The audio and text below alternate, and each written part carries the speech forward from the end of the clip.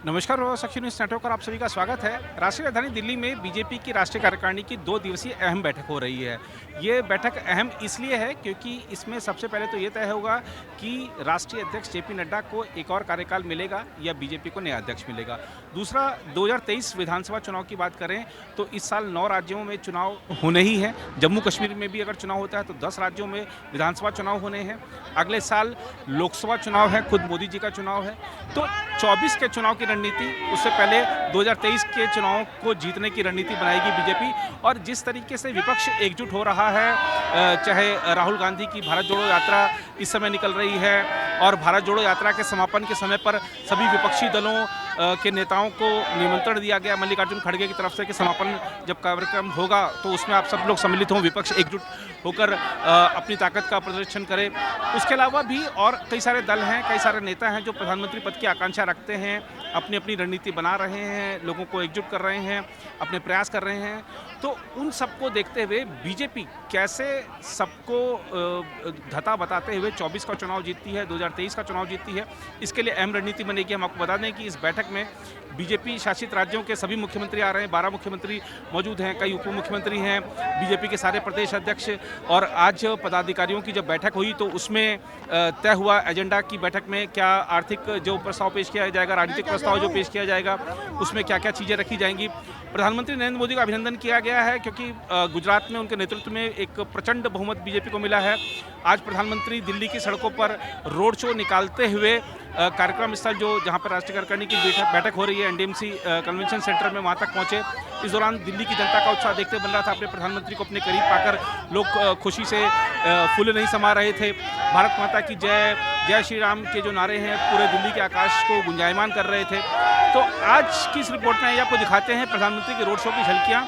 और आज बीजेपी अध्यक्ष जेपी नड्डा ने जो प्रस्ताव पेश किया, आज अपना जो अध्यक्षीय भाषण दिया है राष्ट्रीय कार्यकारिणी की बैठक के उद्घाटन सत्र में, उसमें उन्होंने क्या बड़ी बातें कही हैं, इस कार्यक्रम में आपको दिखाते हैं। मैं आपके सामने, जैसा अनिल बलूनी जी ने बताया, माननीय राष्ट्रीय अध्यक्ष जगत प्रकाश नड्डा जी का जो उद्घाटन भाषण हुआ आज की कार्यकारिणी में, उसके मुख्य अंशों को आपके सामने प्रस्तुत कर रहा हूं। अध्यक्ष जी ने कार्यकारिणी समिति के सारे सदस्यों का आह्वान किया कि 2023 हमारे लिए बहुत जरूरी है। इस साल हमें 9 प्रदेशों में चुनाव को लड़ना है और अगले साल 24 में लोकसभा का चुनाव है। तो उन्होंने सारे राष्ट्रीय कार्यकारिणी के सदस्यों का आह्वान किया कि कमर कसकर लग जाएं, हमें एक भी चुनाव नहीं हारना है। जो 9 विधानसभा के चुनाव होने वाले हैं उसमें एक में भी अपनी हार नहीं होनी चाहिए। इसलिए जहां हमारी सरकार है उसको मजबूत किया जाए और जहां हमारी सरकार नहीं है उसको और मजबूत किया जाए। Honorable the party president exhorted all the member of the national executive to be ready with full commitment to ensure that the BJP wins all the 9 assembly polls scheduled for 2023 as a prelude to 2024 Lok Sabha elections. We have not to lose any state. ये उन्होंने बहुत साफ साफ कहा। और स्वाभाविक है, राष्ट्रीय कार्यकारिणी पार्लियामेंट्री बोर्ड के बाद सबसे बड़ी बॉडी है पार्टी, पूरे देश के प्रमुख नेता बैठते हैं, तो ये उनका स्पष्ट संदेश था।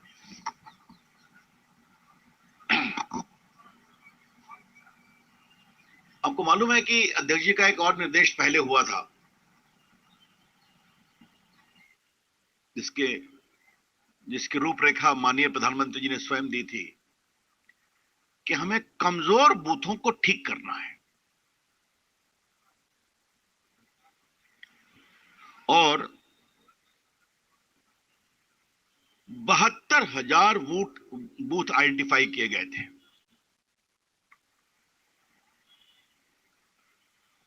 लोकसभा में 100 बूथ देना था, विधानसभा में 25 बूथ देना था। जैसे मैं पटना साहब का एमपी हूं तो कहा कि आप कोऑर्डिनेट करके 100 बूथ देखिए कहां कमजोर है।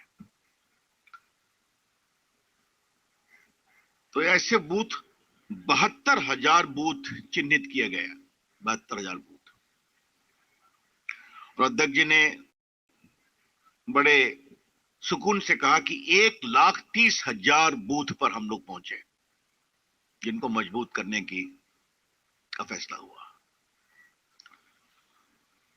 BJP being a cadre based party and also with extensive involvement of workers, the PM had given a mandate that we must identify weak booths, 100 in each Lok Sabha, and strengthen it by extraordinary outreach at the booth level. In all, 72,000 booths were identified, and today, Honorable President conveyed in his address that 1,30,000 booths were reached. तो ये दो महत्वपूर्ण बात थी, मुझे लगा कि मुझे आपको बताना चाहिए। अध्यक्ष जी ने कहा दयानंद सरस्वती के 200 वर्ष पूरे हो जा रहे हैं। 13 फरवरी को कार्यक्रम है, बड़ा कार्यक्रम, और ये कार्यक्रम बड़े स्तर पर बनाया जाएगा। सरकार का भी सहयोग रहेगा, प्रोत्साहन रहेगा, संभवतः प्रधानमंत्री भी जाएंगे इसमें। उन्होंने दयानंद सरस्वती के 2-3 उपदेशों को याद दिलाया, जिसका सबसे प्रमुख था अंतिम स्तर पर खड़े व्यक्ति की चिंता होनी चाहिए। The last mile marginalized man, individual must be addressed, his concerns must be addressed. और इसी क्रम में उन्होंने बताया कि किस तरह से प्रधानमंत्री नरेंद्र मोदी की अगुवाई में अंतिम पंक्ति में बैठे हुए व्यक्ति की बड़ी चिंता की गई है, चाहे वो गरीब कल्याण योजना हो, भोजन योजना हो, डीबीटी हो, अन्य सुरक्षा के हो। तो किस तरह से अंतिम छोर पर खड़ा हुआ व्यक्ति एम्पावर हुआ है, उन्होंने उसकी विस्तार से चर्चा की।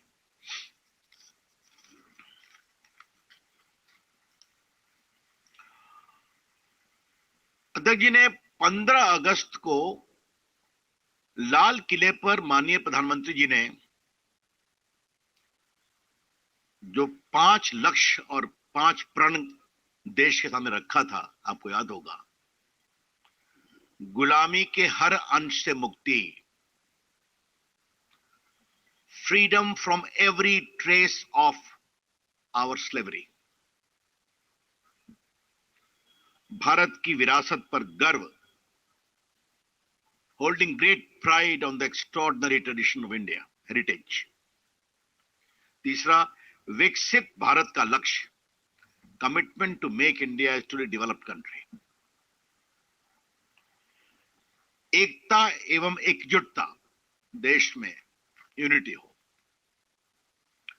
और लास्ट था, नागरिकों में कर्तव्य की भावना भी आए। अध्यक्ष जी ने आज पार्टी की ओर से बहुत गर्व से कहा कि मोदी जी ने जिन 5 प्रणों की बात कही है, उसमें आज भारत की क्या स्थिति है। भारत के उपलब्धियों की चर्चा पूरी दुनिया करती है आज। अमेरिका के राष्ट्रपति बाइडेन ने भी जिस तरह से डेमोक्रेटिकली कोविड में मोदी जी की अगुवाई में मैनेजमेंट हुआ, इसकी उन्होंने तारीफ की है। President Putin has publicly applauded the independent foreign policy of India. और यूक्रेन की लड़ाई में पीएम के आग्रह पर, मोदी जी के आग्रह पर, जो उन्होंने राष्ट्रपति पुतिन और जेलेंस्की से किया था, राष्ट्रपति जी से, तो एक दिन के लिए युद्ध को रोका गया, हाफ डे के लिए, ताकि 32,000 बच्चों को रेस्क्यू किया गया। अध्यक्ष जी ने एक बात और कही कि अगर भारत का अतीत देखें तो टेटनस का टीका हो, पोलियो का टीका हो, मीजल्स का टीका हो, उसको आने में कितने समय लगते थे। आज 9 महीने में 2 मेड इन इंडिया वैक्सीन तैयार हो गए और देश में 220 करोड़ डोजेज लगे, ऑल विदाउट कॉस्ट। ये एक बहुत बड़ी बात है। कुछ लोगों ने कहा कि हम देंगे तो अलग बात है। आज विकसित भारत और स्लेवरी के जो पूरे दुर्भाग्यपूर्ण अतीत को समाप्त कर रहा है, उसका सबसे बड़ा प्रतिमान है राजपथ की जगह कर्तव्य पथ। राजपथ 75 इयर्स चला, अब ये कर्तव्य पथ बना है। सुभाष चंद्र बोस की मूर्ति स्थापित की गई राजपथ पर ही। केवड़िया में सरदार पटेल की चर्चा तो हम लोग कर चुके हैं, लेकिन आज जिस तरीके से पूरा चला तो मुझे लगा कि अध्यक्ष जी ने कहा कि ये चर्चा जरूर हमें करनी चाहिए कि हम अपने गुलामी के अतीत से आगे बढ़ रहे हैं। इसी में अध्यक्ष जी ने भी कहा कि भारत अपनी परंपरा पर गर्व करे, अपनी विरासत पर गर्व करे। तो आपने देखा किस तरह से काशी का कॉरिडोर बना,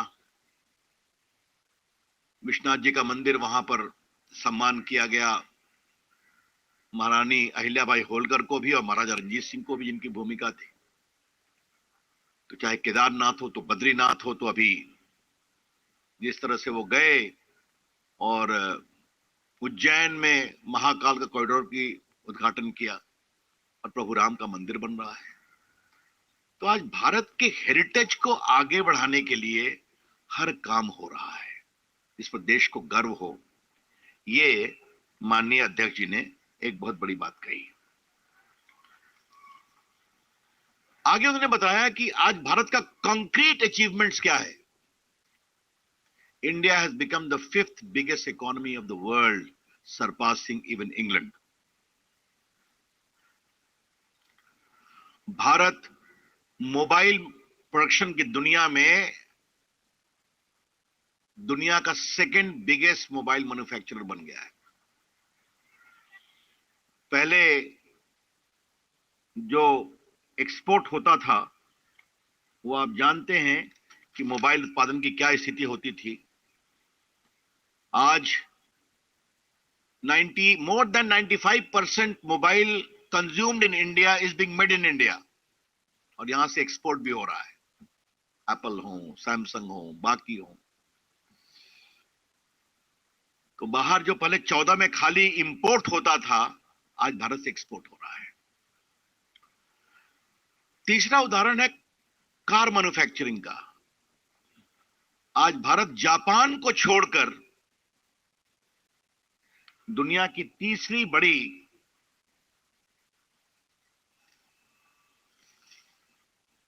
ऑटोमोबाइल मैन्युफैक्चरिंग कंट्री बन गया। स्टार्टअप में वर्ल्ड का 4th है। ये सब बातें वही कही जा रही हैं जो 14 में मोदी जी के आने के बाद हुआ कि भारत को विकसित बनाना है, भारत का सम्मान करना है। कोई पहले की बात नहीं कही जा रही है। तो वंदे भारत एक्सप्रेस देख लीजिए, मेड इन इंडिया, रोज चल रही है नए नए जगह पर। कल ही पीएम ने उद्घाटन किया उसका। वंदे भारत कहां बनती है? जो चेन्नई में बनती है और कुछ राजस्थान में बनती है। तो क्या ट्रेन, क्या मोबाइल, क्या यूपीआई फिनटेक मूवमेंट, वर्ल्ड का 40% जो डिजिटल ट्रांजैक्शन फिनेंशियल होता है यूपीआई के माध्यम से होता है। तो ये जो 4-5 चीजें अध्यक्ष जी ने हाईलाइट की, और मैं बहुत विनम्रता से अपने पत्रकार मित्रों को कहूंगा, it is a matter of great pride for us. Just to repeat, Bharat की अर्थव्यवस्था आज इंग्लैंड से आगे निकल गई, 5th बिगेस्ट इकोनॉमी। भारत का मोबाइल मैन्युफैक्चरिंग दुनिया का 2nd हो गया। भारत का ऑटोमोबाइल मैन्युफैक्चरिंग दुनिया का 3rd हो गया। भारत का fintech movement 40% digital payment, Bharat made in India. तो मेड इन इंडिया के प्रति आह्वान और एक विकसित भारत बढ़ने की ओर का संकल्प वो दिखाई पड़ता है। तो अध्यक्ष जी ने उसका बहुत से, हाँ, उन्होंने एक और बात कही, डिफेंस डील ईमानदारी से होता है कि मोर देन 100% आजकल एक्सपोर्ट हो रहे हैं और पूरा बाहर से आने पर बहुत कमी आई है, कुछ स्पेशल टेक्नोलॉजिकल क्षेत्र को छोड़ दीजिए। और पहले क्या था, every defence deal has a deal within it with commission as the court. अब ऐसा सुनने में नहीं आता है। तो ये एक बहुत बड़ी बात कही गई। उन्होंने एक और बात कही कि national highway 12 kilometre per day से 37 किलोमीटर पर डे हो गए और बॉर्डर रोड 3600 किलोमीटर बने हैं, 3600 किलोमीटर। और बॉर्डर रोड में बताना जरूरी है, जो अध्यक्ष जी ने बताया कि कांग्रेस पार्टी के डिफेंस मिनिस्टर ने पार्लियामेंट में कहा था कि हमें बॉर्डर रोड्स नहीं बनानी है क्योंकि बॉर्डर रोड बनाने से टेंशन होता है। और आज देखिए 3600 किलोमीटर बॉर्डर रोड बन गया। तो मित्रों, और जो सारी बातें, प्रमुख बातें हम आपके सामने हाईलाइट कर रहे हैं, अध्यक्ष जी ने आगे कहा सबका साथ सबका विकास की हम बात करते हैं। तो हमने जो कहा है वो करके दिखाया है। आज भारत की राष्ट्रपति एक बहुत ही संभ्रांत आदिवासी सुशिक्षित नेत्री हैं जिनको पहली बार उस बड़े संवैधानिक पद पर स्थान मिला है। आज राज्यपाल ओबीसी हैं, एसटी हैं, एससी हैं। आज केंद्रीय मंत्री बड़ी संख्या में ओबीसी, एससी, एनएसटी हैं। हमें ओबी, एससी, एसटी का वोट हमें काफी मिलता है, हमारे एमपी एमएलए जीतते हैं। हमने उनको सम्मान भी दिया है और ये पहली बार हुआ है। तो सभी वर्गों का सम्मान जो करने की बात है, तो ये उन्होंने बहुत बड़ी बात कही। मित्रों, अध्यक्ष जी ने अभी हाल के होने वाले चुनाव पर भी चर्चा की, जो चुनाव हुए हैं। गुजरात का चुनाव ऐतिहासिक है, अभूतपूर्व है। The victory of BJP in Gujarat is extraordinary and historic. Getting 150 plus seats after 27 years in power consistently is a great achievement. हमने वहां के कार्यकर्ताओं का, वहां के संगठन का बहुत ही अभिनंदन किया। और सबसे बड़ी बात, जिस तरह से प्रधानमंत्री जी ने गुजरात में लेड फ्रॉम द फ्रंट, ये उन्होंने आग्रह किया कि बाकी भी प्रदेश के संगठन प्रचार के लिए मोदी जी की मेहनत और अगुवाई से सीखें। और यहां मैं आपसे कह सकता हूं कि मैं भी गुजरात के चुनाव में बहुत दिन बैठा था और जब वो गुजरात के अहमदाबाद में रोड शो कर रहे थे तो मैं भी 2-3 जगह था और मेरे लिए आश्चर्य था कि 8-10 लाख लोग सड़कों पर थे और एक भी बाहर से नहीं बुलाए गए थे। तो ये उनकी लोकप्रियता, उनकी हिम्मत। तो अध्यक्ष जी ने कहा इससे बहुत कुछ सीखना चाहिए। गुजरात के बारे में उन्होंने, हिमाचल के बारे में उन्होंने कहा कि हमें रिवाज बदलना था, हम नहीं बदल पाए। हालांकि वहां हर 5 साल पे राज बदलता है। इन्होंने एक बात अवश्य कही कि पूर्व की सारी हार 5% से अधिक से होती थी, अब 5%।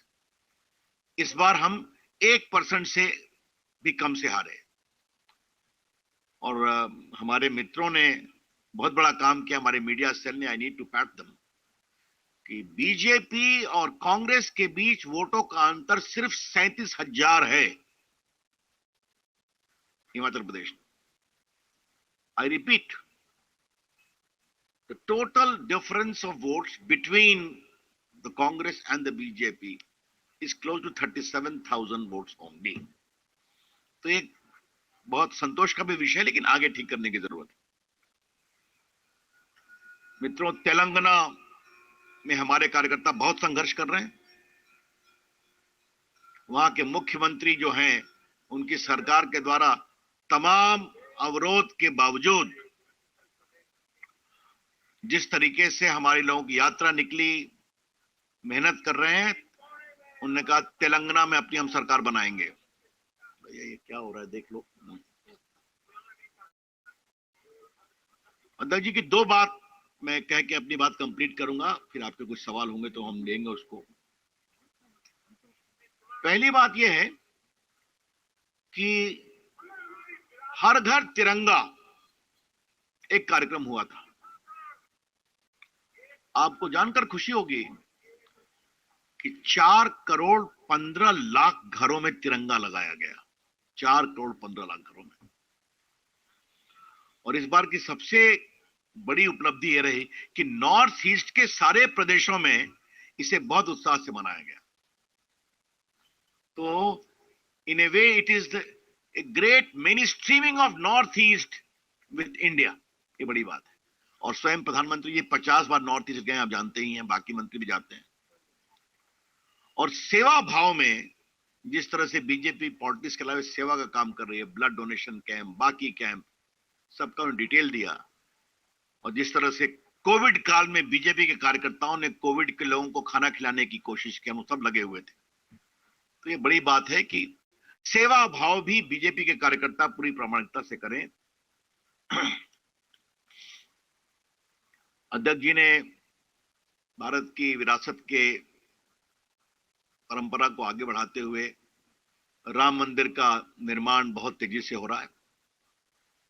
ये बहुत संतोष का विषय है। एक भव्य राम मंदिर बनेगा वहां पर। तो ये पूर्णता है। और वैसे भी राम मंदिर के साथ मेरा स्वयं का एक भावुक लगाव होता है। राम अल्लाह के वकील के रूप में जब भी तो जल्दी बने तो बनता है। वैसे अगर आपकी अनुमति है तो मैं एक बात बोल दूं, अगर if you permit. Modi ji हमेशा अपने भाषणों में भारत के प्राचीन टेम्पल कंस्ट्रक्शन की बहुत तारीफ करते हैं।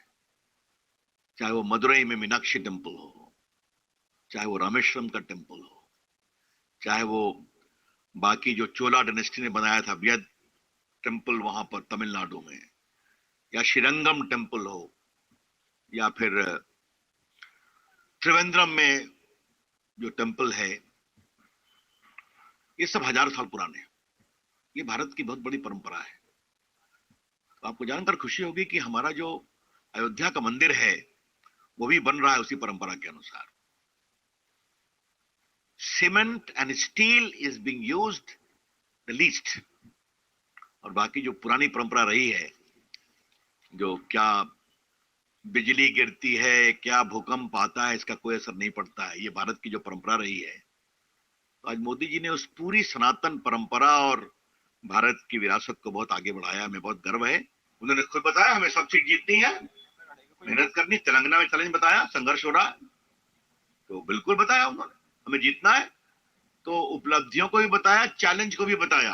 और चैलेंज है कि हमें 23 में 9 प्रदेशों में विधानसभा के चुनाव को जीतना है।